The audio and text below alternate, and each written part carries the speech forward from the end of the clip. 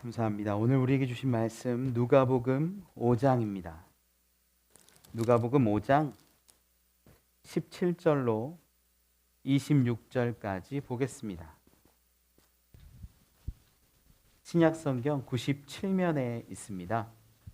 누가복음 5장 17절로 26절의 말씀 우리 한 절씩 교독하지요. 하루는 가르치실 때에 갈릴리의 각 마을과 유대와 예루살렘에서 온 바리새인과 율법 교사들이 앉았는데 병을 고치는 주의 능력이 예수와 함께 하더라.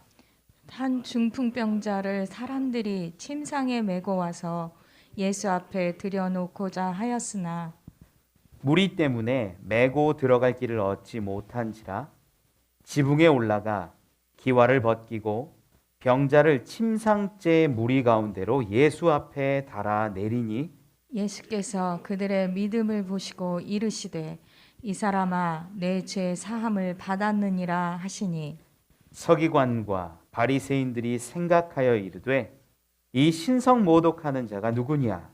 오직 하나님 외에 누가 능히 죄를 사하겠느냐? 예수께서 그 생각을 아시고 대답하여 이르시되 너희 마음에 무슨 생각을 하느냐? 내 죄사함을 받았느니라 하는 말과 일어나 걸어가라 하는 말이 어느 것이 쉽겠느냐? 그러나 인자가 땅에서 죄를 사하는 권세가 있는 줄을 너희로 알게 하리라 하시고 중풍병자에게 말씀하시되 내가 내게 이르노니 일어나 내 침상을 가지고 집으로 가라 하시매 그 사람이 그들 앞에서 곧 일어나 그 누웠던 것을 가지고 하나님께 영광을 돌리며 자기 집으로 돌아가니 모든 사람이 놀라 하나님께 영광을 돌리며 심히 두려워하여 이르되 오늘 우리가 놀라운 일을 보았다 하니라. 아멘. 아멘. 할렐루야. 우리 옆에 있는 분들하고 인사하시죠. 잘 오셨습니다. 환영합니다. 사랑합니다. 축복합니다. 네.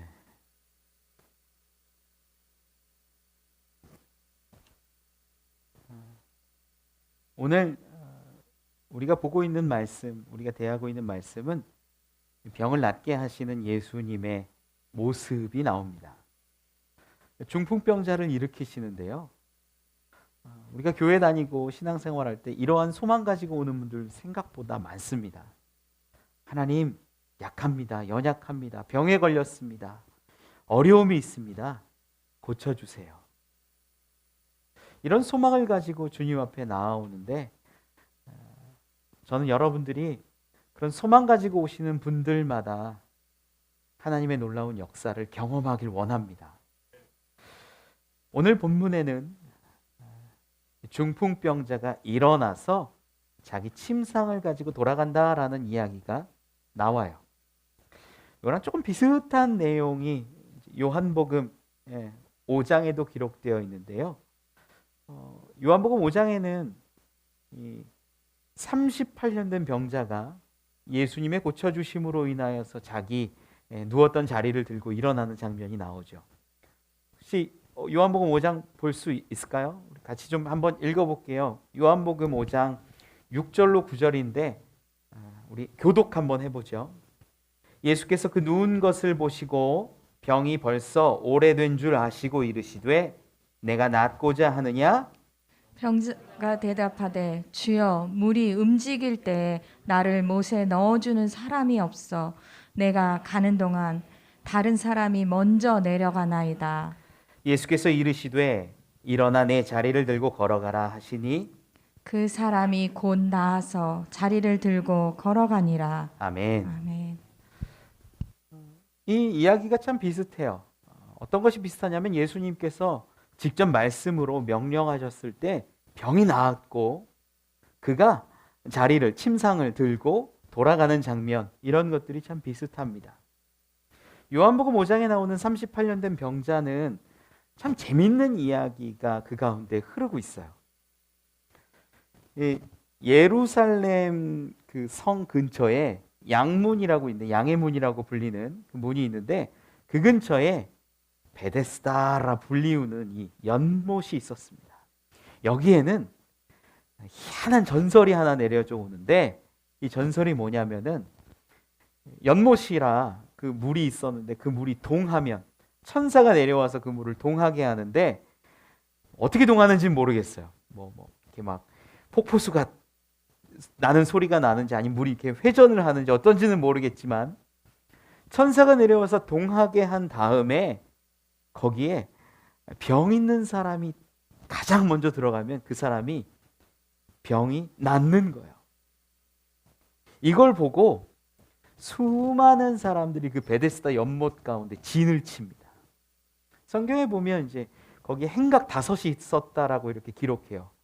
또 사람들이 많았다라고 성경이 친히 그렇게 기록합니다. 이 전설이 사실인지 아닌지는 모르겠지만, 그 근처에 병 있는 사람, 아픈 사람, 이런 사람들이 다 빼곡히 있어서 경쟁하고 있는 거예요. 낫는 것도 경쟁이에요. 천사가 물을 동하게 하면 가장 먼저 들어가는 사람 한 사람만 회복되니까, 아마 요 근처에서도 천사를 잘 볼 수 있고 물이 동하는 걸 빨리 볼 수 있고 빨리 내려갈 수 있는 자리가 아마 치열하게 서로 자리 싸움하지 않았을까요? 그런데 오늘 본문이 아니라 요한복음 5장에 38년 된 병자가 그 가운데 있었어요. 38년. 예수님의 나이보다 많아요. 38년 동안 병치레를 했는데 그 자리에 얼마나 있었는지는 알 수 없지만 오랜 시간 그곳에 있었을 겁니다. 예수님이 그에게 오셔서 물으시는 거예요. 내가 낫고자 하느냐? 이렇게 질문하면 여러분이라면 뭐라고 대답하시겠어요? 아멘! 할렐루야! 낫기를 원합니다. 이렇게 말하는 게 일반일 것 같은데, 이 38년 된 병자의 반응은 좀 다릅니다. 이 사람의 반응은 어땠냐면, 요한복음 5장 7절에 기록하기를, 주여, 물이 움직일 때에 나를 못에 넣어주는 사람이 없어 내가 가는 동안에 다른 사람이 먼저 내려가나이다. 내가 낫고자 하느냐라고 묻고 계신데, 이 사람은 지금 뭐 얘기하고 있냐면요, 상황 이야기하고 있고 문제 이야기하고 있고 어려운 처지 호소하고 있어요. 왜 그럴까요? 이 사람은요, 낙심했기 때문입니다. 그의 이야기를 보면 물이 움직일 때 그때가 정말로 있었나 봐요. 있었고 치유받은 사람도 경험한 것 같아요. 이 사람은 본 것 같아요. 물이 움직일 때에 못에 넣어주는 사람들이 있어서 다른 사람은 고침받고 떠나가고 회복받고 떠나가고 기적의 주인공이 되어서 나가는데, 나는 이 못에 넣어주는 사람이 없어서 내가 가려고 하면 다른 사람이 먼저 들어가고 다른 사람이 먼저 기적 얻고 이럽니다 라고 말하는 거예요. 내가 낫고자 하느냐라는 이야기에 낫고 싶습니다 말하는 게 아니라 자기의 그 어려움을, 상황을 토로하고 있다라는 거죠. 이 어려운 상황, 사실 이 38년 된 병자의 모습은요, 병도 병이거니와 더 힘든 것이 있었는데 그것은 바로 낙심한 마음이었는지도 몰라요. 나를 도와주는 사람 하나 없구나. 저 물이 동할 때 나를 저곳에 던져주는 사람, 나를 넣어주는 사람, 나를 인도해주는 사람 하나 없구나. 38년 병 있었던 그 사람, 얼마나 있었는지 모르지만 10년 있었는지 20년 있었는지 알 수 없지만, 그가 보기에 어떤 맹인은 보이지 않지만 들리는 소리에 의지해서 물이 동한다 싶으면 바로 뛰어내려서 기적을 경험했을 수도 있고, 어떤 사람은 움직일 수 없지만 잘 보이는 곳에 있다가 물이 동하는 것을 보고 가족이, 친구가 그를 들어서 빨리 그 못에 던져주어서 기적을 회복 악한 경험을 보았는지도 모릅니다. 그런데 이 38년 된 병자는 그 기적의 경험을 할 수가 없는 거예요. 날 도와주는 사람이 하나도 없는 거예요. 그때 예수님이 그 38년 된 병자 앞에 서십니다. 그리고 물으시지요. 내가 낫고자 하느냐. 요한복음 5장 6절에 보면은 기록하기를 예수께서 그 누운 것을 보고 계셨어요. 그리고 병이 오래된 줄 그것도 아셨다 이렇게 기록해요. 그 상황을 알고 낙심을 알고 마음을 알고 병도 알고 모든 것을 아시는 주님이 그에게 찾아오셔서 내가 낫고자 하느냐 말할 때 그는 자기의 낙심한 마음을 이야기하는 겁니다. 날 도와주는 사람 하나 없고 나와 함께하는 사람 하나 없고 나를 저 못에 던져주는 사람 하나 없어서 내가 여기 이렇게 있습니다. 안타깝죠.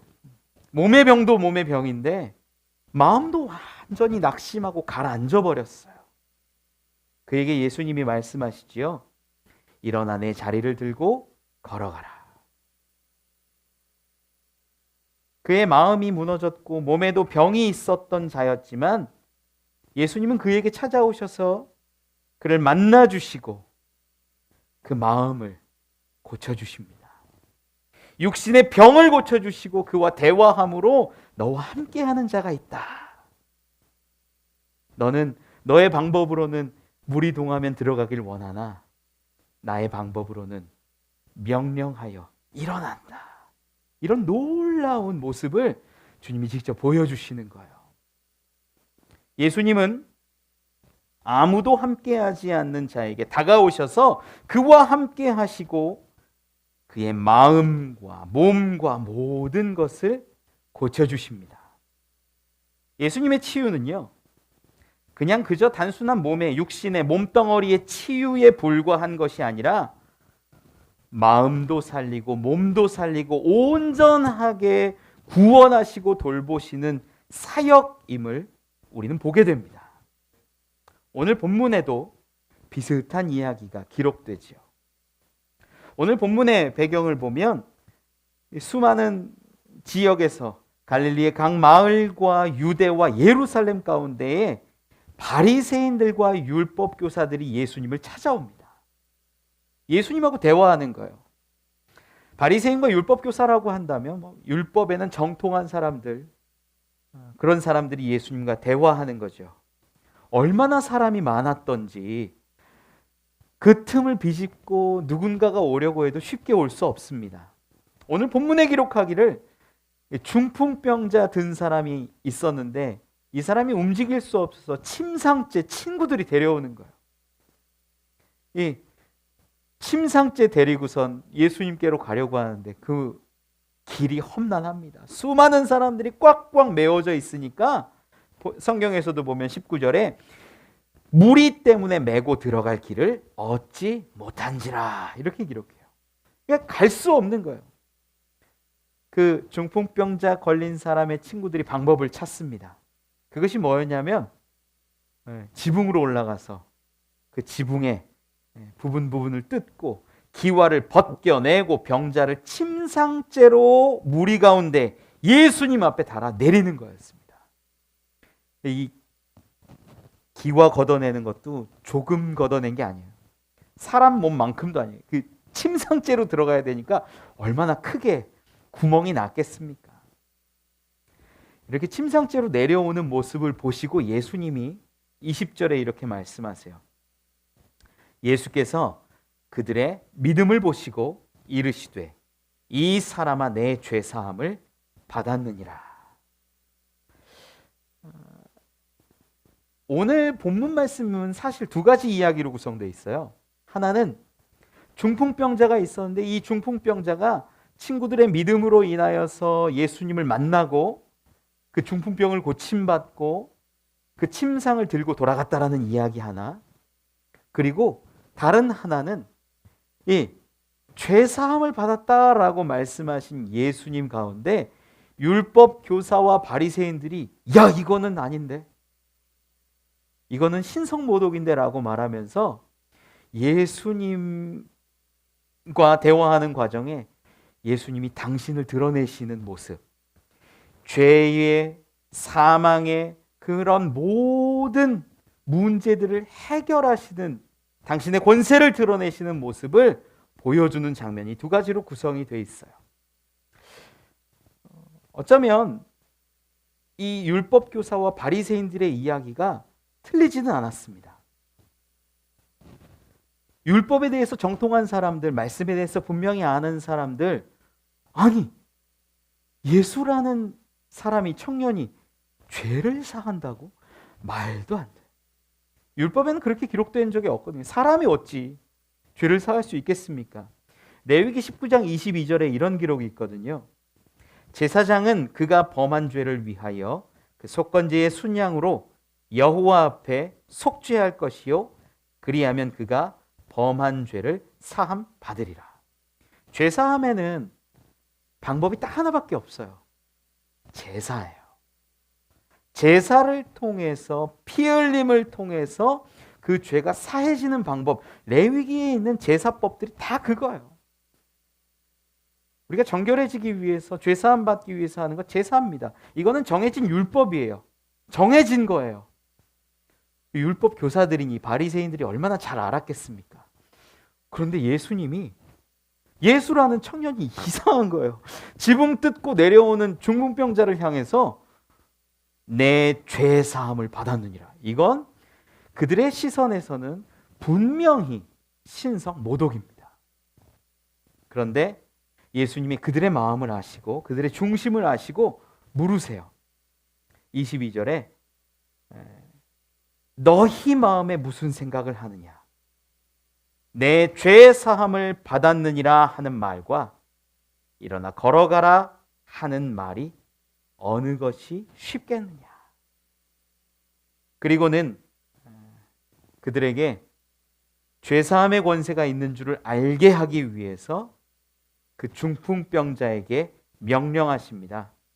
일어나 내 침상을 가지고 집으로 가라. 그때 놀라운 일이 일어난 거죠. 중풍병자 들렸던 사람이 자기 침상을 들고 하나님께 영광을 돌리며 돌아갑니다. 그 모습을 본 그 무리들이 26절에 기록하기를 모든 사람이 놀라 하나님께 영광을 돌렸다, 이렇게 기록해요. 저는 예수님의 치료하심, 예수님의 치유하심, 예수님의 회복의 역사는요, 그냥 육신만 회복시키는 것이 아니라 그 마음을 바꾸시고 그 죄를 사하시고 우리를 생명 가운데, 영생 가운데 나아가게 하심을 믿습니다. 예수님의 돌보심은, 예수님의 치료하심은 단 우리가 썩어질 육체를 고치시는 것에만 국한되는 게 아니에요. 우리를 완전한 모습으로 돌이키시고 살리시고 생명 주십니다. 죄의 문제, 사망의 문제로부터 걸려있는 우리를 구원하시는 것이 예수님의 치유와 회복의 능력이요, 역사라는 거예요. 오늘 본문 말씀을 통해서 우리가 좀 깊이 나누어 보길 소망합니다. 첫 번째는요, 예수님의 치유는 온전한 치유라는 것입니다. 이 본문을 통해서 보면 예수님의 치료하심은 그냥 일반적인 치료하심과는 좀 맥이 다르고 급이 달라요. 의원의 치료는 그 치료를 할 때 병의 근원을 알아서 그 근원을 잘라내든 묶어내든 현상을 파악해서 고쳐주든 하는 것입니다. 약을 쓰고 묶어주고 기다리고 하는 것들입니다. 그런데 예수님은요, 치료하실 때 대부분 말씀으로, 명령으로 선포하셨어요. 그때 기적이 일어납니다. 능력이 일어납니다. 오늘 본문에 보면 특별히 죄사함이라는 것도 선포하세요. 모든 사람이 죄의 문제를 가지고 있지요. 저는 여러분들이 예수님께 치료하심을 구하고 치유하심을 구하고 회복하심을 구할 때 그냥 썩어질 육신의 부분들만 위해서 구하기보다 영원한 문제, 근원의 문제를 또한 구할 수 있는 자들이 되기를 원합니다. 예수님이 이 중풍병자에게 죄사함을 선포하셨다라는 건 놀라운 의미가 있어요. 인간들이 다 해결할 수 없는 문제가 바로 죽음의 문제입니다. 이 죽음의 문제는 죄하고 연결이 되어 있는데 성경은 분명하게 기록하기를 죄의 삭은 사망이라고 합니다. 즉, 죄 지었기 때문에, 죄인이기 때문에 우리가 사망한다라는 거예요. 죄사함을 받는다라면 어떻게 될까요? 그러면 생명을 얻는다라는 겁니다. 지금 아파서 아픈 부분들이 고침받고 회복받고 아픈 상처가 낫고 부위가 낫고 새 것이 되는 것뿐만 아니라 죽음의 문제가 해결돼서 죄사함을 받으면 생명을, 영생을 얻게 된다라는 이야기입니다. 여러분들, 교회 나와서 예수님께 구할 때, 하나님께 바랄 때 물질 주세요, 건강 주세요, 취업 주세요, 자녀 문제 해결해 주세요, 이런 것 구할 수 있어요. 구하셔도 돼요. 주실 줄 믿습니다. 그런데 근원되는 것도 구하세요. 사망의 문제가 해결되길 원합니다. 죄의 문제가 해결되길 원합니다. 이것들을 구할 때 우리가 온전한 구원에 이르지 않겠습니까? 교회 와서도 이 죄와 사망의 문제보다는 앞으로 보일 문제들, 육신으로 닿는 문제들만 부르짖는 분들이 계세요. 그것과 함께 온전한 생명도 얻는 여러분 되기를 축원합니다. 어떤 성도님이 저에게 와서 이제 상담을 하다가 이야기가 된 거예요. 이분이 교회 열심히 다니시는데 목사님들 이렇게 설교를 들으면 은혜가 된대요. 은혜가 되는데 어떤 은혜를 받습니까? 물어봤더니 목사님이 설교를 하면 얼마나 좋은지 설교 가운데 이런 설교를 하셨대요. 그때 은혜를 많이 받는데, 야, 우리가 지식으로도 아니고 율법으로도 아니고 노력으로도 아니고 아무것도 아니고 오직 십자가 예수 그리스도 보혈의 공로로 내가 구원받는다.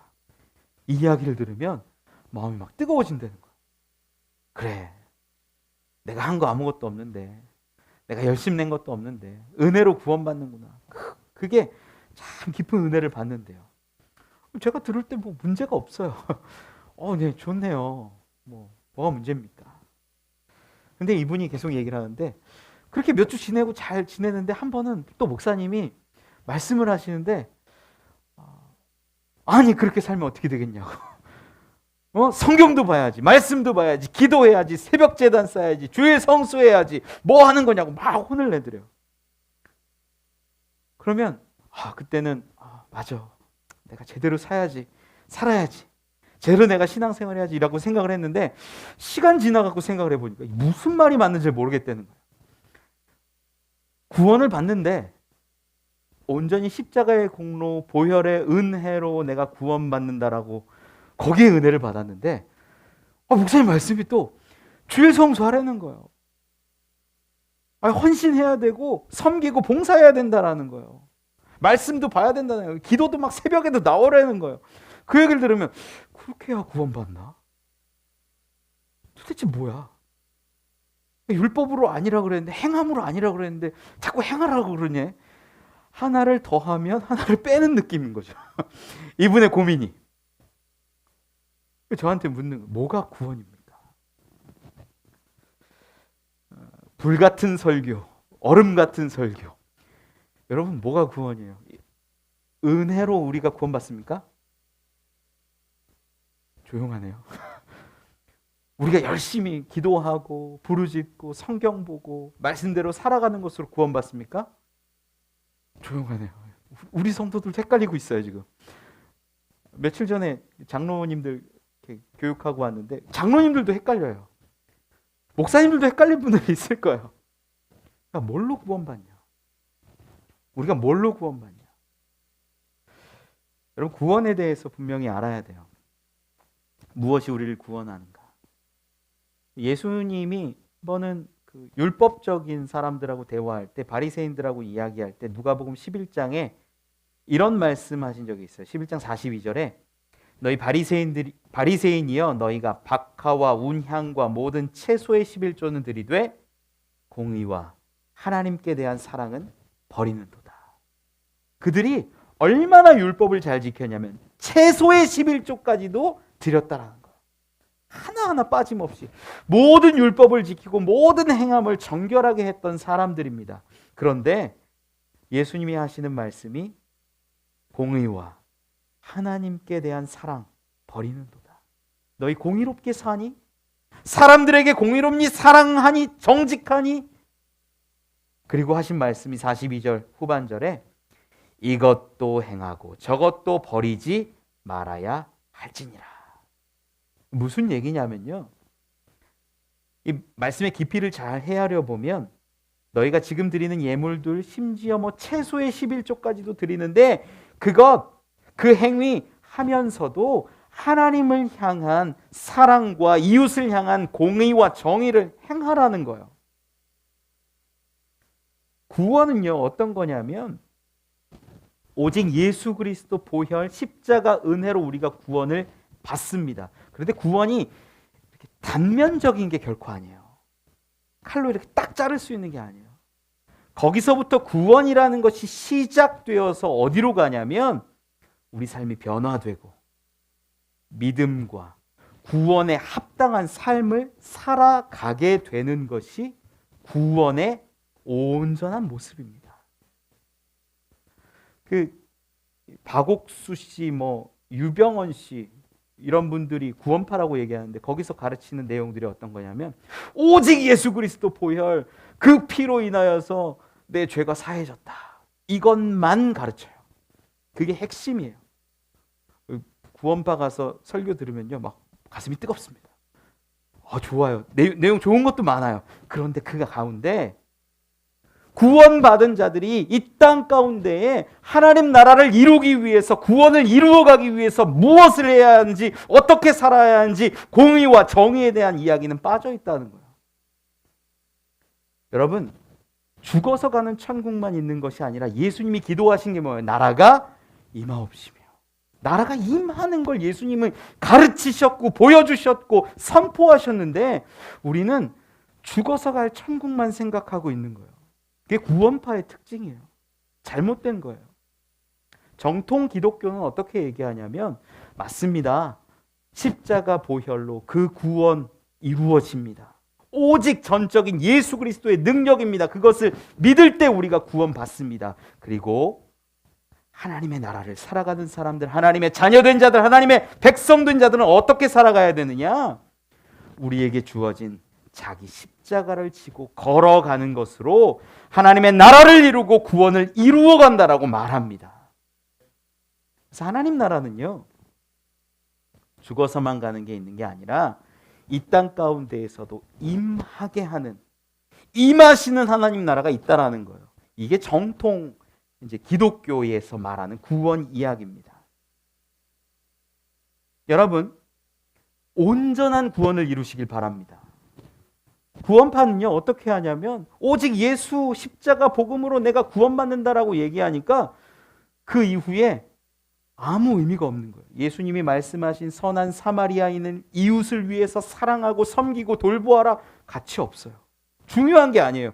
야, 내가 십자가 보혈만 믿으면 되는데. 뭐야 그거? 그건 중요한 거 아니야. 그러니까 그들은요, 주일 성수도 안 해요. 예배라고도 안 해요. 모임이라고 합니다. 11조 같은 헌금 안 해도 된다고 합니다. 그들은요, 심지어 흉악한 범죄를 저질렀어도 회개 안 해요. 야, 내가 예수 믿고 구원받았는데 난 이미 깨끗한데 뭔 상관이야? 난 구원받았는데 난 천국 갈 건데. 삶의 변화가 안 나와요. 이것이 예수님이 그토록 경계하셨던 이야기 중에 하나입니다. 구원은요, 예수 그리스도의 온전한 공로이지만 그와 함께 내가 이 땅 가운데 하나님 나라를 위하여서 하나님 나라를 임하도록 살아가는 모습이 구원이기도 하다는 거예요. 구원에 대해서 분명히 잡으면 이단들의 이야기를 좀 당해낼 수가 있지요. 온전한 구원이 온전한 치유와 연결됩니다. 예수님이 이 땅 가운데 오셔서 말씀만 전하시고 그냥 이야기만 하신 것이 아니라 이 땅 가운데 아픈 사람들을 돌보시고 고치시고 회복시키셨어요. 예수님의 구원의 특징, 예수님의 고치심의 특징은요, 그 마음도 바꾸시고 육신도 바꾸시고 죄를 사하시며 영생에 이끄는 길입니다. 예수님의 구원은 우리가 바라는, 우리가 원하는 육신의 구원만 있는 게 아니에요. 마음의 구원, 영혼의 구원, 관계의 구원, 가정의 구원, 자녀의 구원, 모든 구원을 하나로 이루어내는 것이 예수님의 구원의 치유의, 치료의 특징된다라는 겁니다. 구원은 우리의 모습이 하나님께서 처음 창조한 그 모습으로 회복되는 것에 있음을 저는 믿습니다. 하나님과 얼마나 아름다운 교제를 갖습니까? 하나님이 처음 만드신 그곳에서 내가 부르면 하나님이 대답하시고 내가 구하면 하나님이 채워주시고 나의 필요를 더 잘 아셔서 때때마다 상황마다 하나님이 돌보시고 교제하는 그 아름다운 모습, 저는 하나님과 소통하고 대화하고 함께할 수 있는 그 구원의 모습을 여러분들이 이루어 가기를 소망합니다. 우리가 구원받으면 우리가 잃어버렸던 것들을 회복하게 되는 거예요. 하나님이 처음 우리에게 주신 하나님의 형상을 주셨는데 죄로 인하여서 그 형상을 잃어버립니다. 우리의 죄로 인하여서 영과 육이 사망에 이르는 죄악 가운데 빠져 사는 사람이 됩니다. 또 우리 가운데 수많은 욕망들, 육신의 욕망, 이생의 자랑, 안목의 정욕들이 우리를 계속해서 붙잡고 놓아주지 않습니다. 우리의 인생이 죽음의 인생으로, 죄악의 인생으로, 죄인의 인생으로 살아가게 되는 것입니다. 그 모습을 회복하여 하나님과 처음 사랑하고 교제하고 나누었던 그 모습으로 나아갈 수 있기를 원해요. 그 모습을 위해서 오늘 본문에 보면 아주 좋은 힌트 하나가 등장해요. 저는 이 성경 가운데 정말 부러운 사람 하나를 꼽자고 하면 오늘 본문에 나온 중풍병자, 병 얻어서 불쌍하긴 하지만 그 사람 가만히 보세요. 누워있는 것밖에 안 했어요. 누워있는 거 하나밖에 안 했는데 그가, 예수님이, 그 사람 성경에도 기록되죠. 예수님이 그 사람 보고 죄사함 받았다 이 말씀하시죠. 일어나 걸어가라 그러니까 기적도 체험하죠. 아무것도 안 했어요. 내가 믿습니다 고백도 안 했고요. 아무것도 안 했어요. 어떻게 해서 죄사함 받고 그 육신의 회복을 이루었나 한번 보십시오. 20절 말씀 한번 같이 한번 읽어보죠. 오늘 본문 20절 말씀 한번 읽어보죠. 시작. 예수께서 보시고 이르시되 이 사람아 내 죄사함을 받았느니라 하시니. 아멘. 예수님이 내 죄사함을 받았느니라 라고 말씀하셨는데 무엇을 보시고 그랬다고요? 누구의 믿음? 그들의 믿음. 중풍병자예요?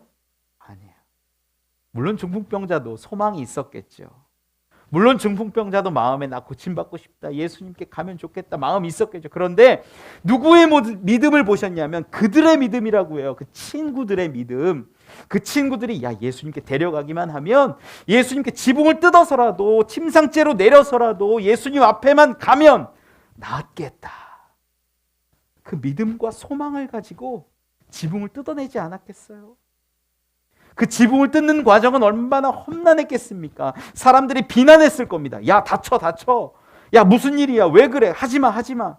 수많은 반대가 있었을 거예요. 그럼에도 불구하고 이들은 그 지붕을 뜯어내고 그 침상째로 예수님 앞에까지 달아내립니다. 예수님이 그걸 보신 거예요. 누구의 믿음? 친구들의 믿음, 이웃의 믿음, 공동체의 믿음, 간구하는 자들의 믿음을 보시고 선포하세요. 이 사람아 내 죄 사함을 받았느니라. 저는 이 놀라운 구원의 역사가 교회 안에 있음을 믿습니다. 이 교회 공동체라는 그런 거예요. 서로를 위해서 간구해주고 기도해주고 부르짖어주고 마음 써주고, 내가 이 사람을 좀 낫게 하면 좋겠는데 주님 도와주세요. 내가 우리 자녀들을 위해서 기도하고 있는데 주님 보시지요. 예수님이요, 놀라운 모델을 하나 우리에게 주셨어요. 믿음, 내가 믿어 구원받는 거 맞아요. 그런데 오늘 본문에 보니까 그들의 믿음을 보시고 예수님이 내 죄 사함 받았다라고 선포하시잖아요. 여러분, 이 기적이 간구하는 여러분 가운데, 여러분 가정 가운데, 여러분 주변 가운데 임하기를 축원합니다.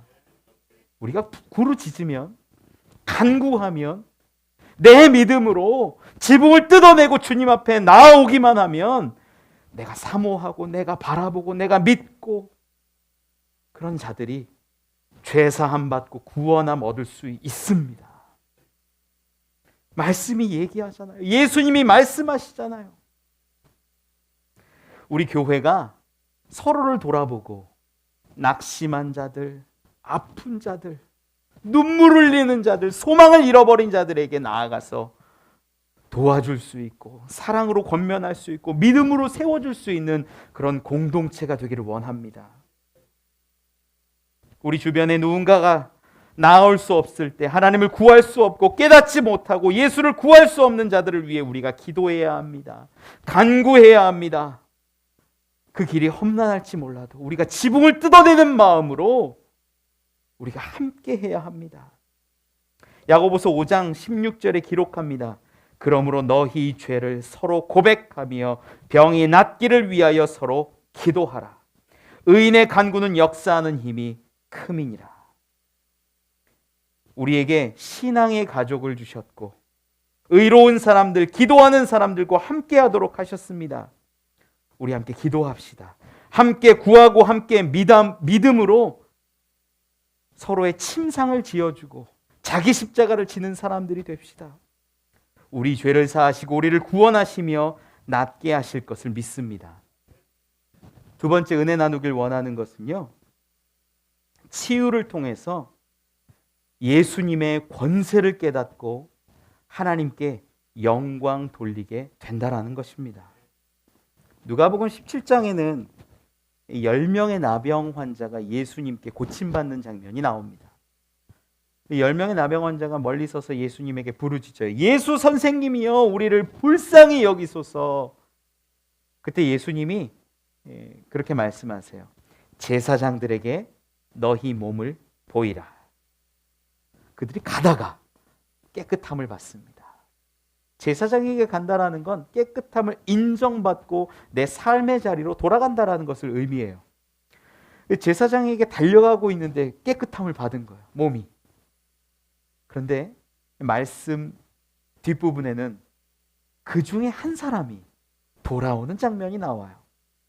10명 중에 9명은 자기네 육신의 병을 고치고 제사장에게 돌아가서 인정받고 삶의 자리로 돌아갑니다. 육신의 병을 고침받았어요. 그런데 한 사람은 누가복음 17장 15절 16절에 이렇게 기록해요. 그 중에 한 사람이 자기가 나은 것을 보고 큰 소리로 하나님께 영광을 돌리며 돌아와 예수의 발 앞에 엎드려 감사하니 그는 사마리아 사람이라.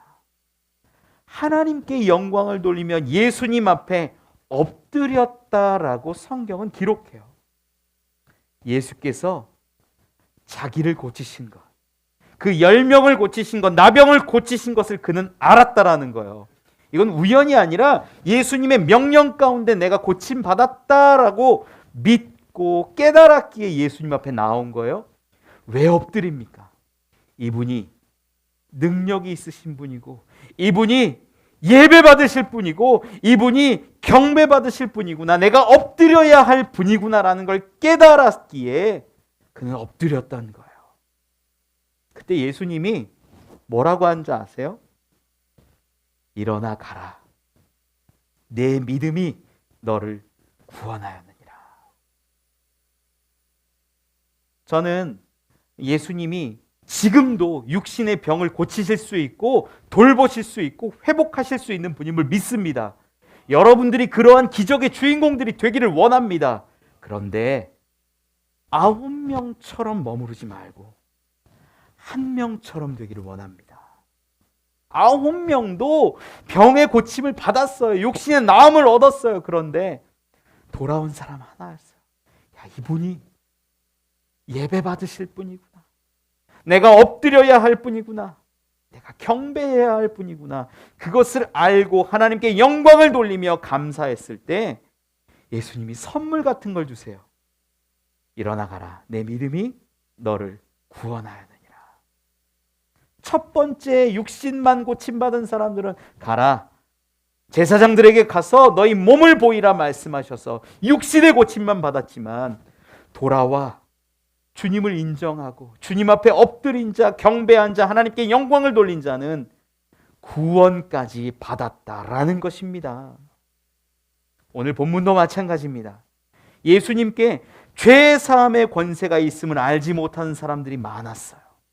율법으로만 이야기하고 바리새인들이 학식으로만 이야기하면 예수님은 그냥 보통 똑똑한 청년에 불과할지도 모릅니다. 그들이 율법 교사였어요. 바리새인들이었어요. 얼마나 율법에 대해서 내로라 하는 자입니까? 대단한 자들입니다. 공부 많이 한 자들입니다. 예루살렘에서까지 온 사람들입니다. 그러나 예수님의 참된 모습, 죄를 사하실 수 있는 권세가 있는 줄은 그들은 알지 못했어요. 그런데 갑자기 사건이 벌어진 거죠. 중풍병자가 지붕을 뚫고 내려오는 겁니다. 그런데 예수님이 더 황당하게 내 죄사함을 받았느니라 이야기를 하는 거 보고 이거 신성모독이다 말하는 거야.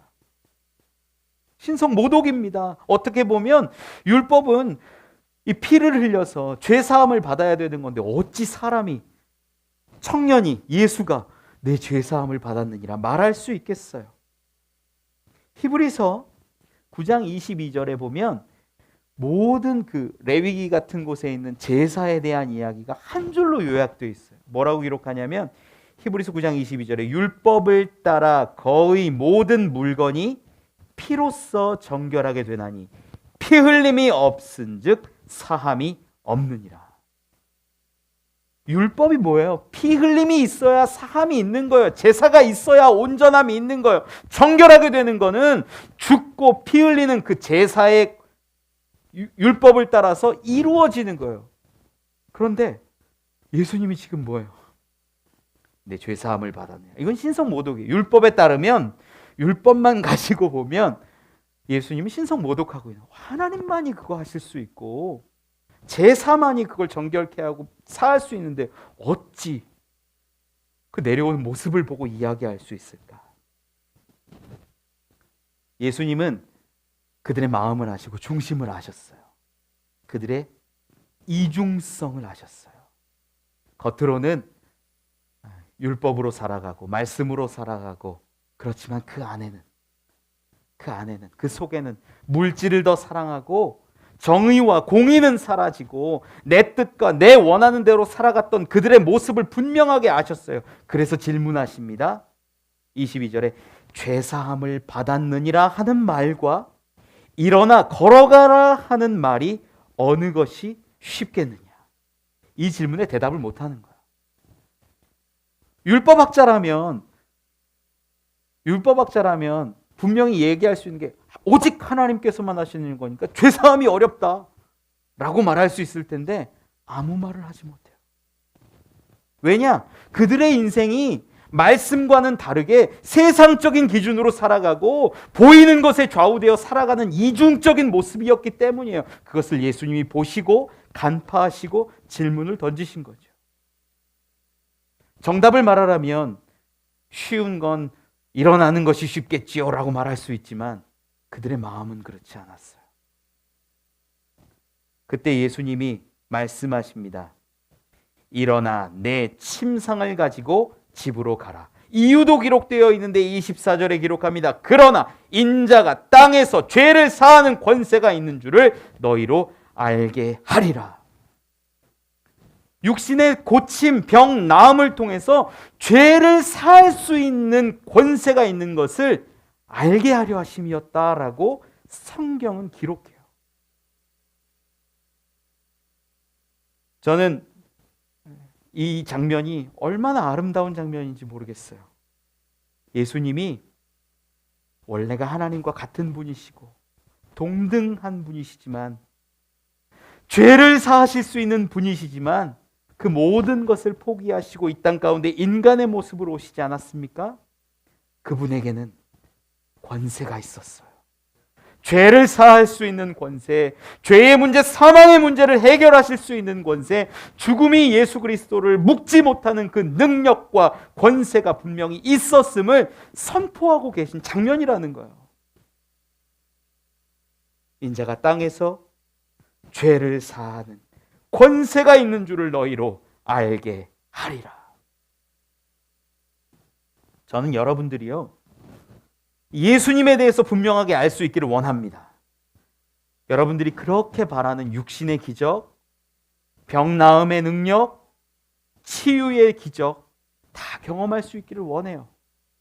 저는 여러분들을 위해서 기도할 겁니다. 기도하고 있습니다. 우리 중보기도 팀뿐만 아니라 우리 교회가 함께 노력하고 있습니다. 그 기적의 주인공들이 되시기를 원해요. 그런데 그것에서 더 나아가 우리 주님은 우리의 죄를 사하시고 죽음의 문제를 이기시고 생명을, 영생을 주시는 분이라는 것을 여러분들이 깨달을 수 있기를 원합니다.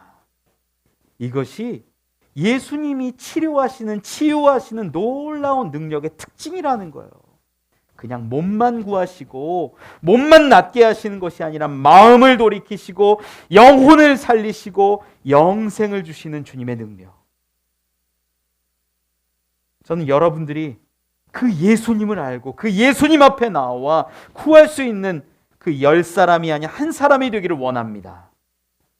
육신의 고침은 받았지만 거기에 머무르는 사람이 교회 안에도 많아요. 기적은 경험했지만, 체험은 했지만 예수님 앞에 영생을 구하고 예수님의 뜻대로 살아가지 않는 사람들이 너무나 많습니다. 여러분, 주님은 육신뿐만 아니라 마음을 고치시고 영혼을 고치시고 우리의 가정과 자녀와 모든 것을 돌보시고 구하실 수 있는 분임을 깨달아 믿는 자 되십시오. 우린 그분 앞에 나와 경배합니다. 오늘 본문 25절 26절에 이렇게 기록해요. 그 사람이 그들 앞에서 곧 일어나 그 누웠던 것을 가지고 하나님께 영광을 돌리며 자기 집으로 돌아가니 모든 사람이 놀라 하나님께 영광을 돌리며 심히 두려워하여 이르되 오늘 우리가 놀라운 일을 보았다 하니라. 이 기적을 통해서 중풍병자 한 사람이 하나님께 영광을 돌리며 자기 집으로 돌아갔고, 그 가운데 있었던 26절에 기록한 대로 모든 사람이 놀라서 하나님께 영광을 돌렸다라고 말씀합니다. 저는 예수님께서 지금도 기적을 주시고 지금도 나음을 주시고 난치병, 불치병, 암병 모든 병으로부터 고쳐주시는 분이심을 믿습니다. 그러나 거기에 머무르지 말고 우리의 마음과 영혼과 모든 것을 살리실 수 있는 분임을 믿어 그분 앞에 나와 그분께 영광 돌릴 수 있는 여러분들이 되시길 축원합니다. 말씀을 맺습니다. 여러분, 구하셔야 돼요. 교회가 함께 구하고 공동체가 함께 구하고 친구들의 간구와 믿음 가운데 주님은 지금도 역사하십니다. 하나님 구원해 주세요. 하나님 낫게 해주세요. 하나님 돌보아 주세요. 살려주세요. 문제도 해결되고 우리의 영혼의 문제까지 해결되고 우리의 가정의 문제가 해결되며 하나님 앞에 온전함에 이르기를 원합니다. 죄사함 받고 마음이 치유되고 육신의 병이 떠나가길 원합니다. 그것이 예수님의 치료의 능력, 치유의 역사의 가장 큰 아름다운 모습입니다. 우리 온전해진 모습으로 하나님 앞에 영광 돌릴 수 있는 한 사람 한 사람 가정 되기를 축원합니다. 우리 같이 찬양하고